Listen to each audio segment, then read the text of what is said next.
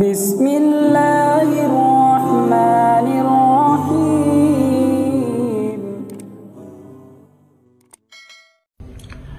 بسم اللہ الرحمن الرحیم۔ تمام معزز خواتین و حضرات،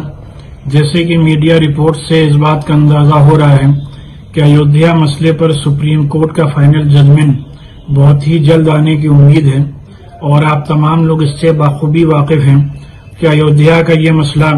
آزاد ہندوستان کا سب سے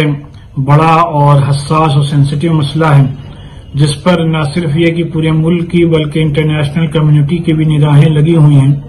لہذا عدالت سپریم کورٹ، جو کہ اس ملک کی سب سے بڑی عدالت ہے، اس کا جو بھی فیصلہ آئے وہ ہر شہری کی یہ ذمہ داری ہے کہ اس کے اس فیصلے کا احترام کریں اور ہر حال میں امن امان قائم رکھیں۔ اور میری تمام مساجد کے ذمہ داروں سے اور ائمہ سے یہ گزارش اپیل ہے کہ جمعے کے اپنے خطبے میں اور کچھ جمعے کی تقریروں میں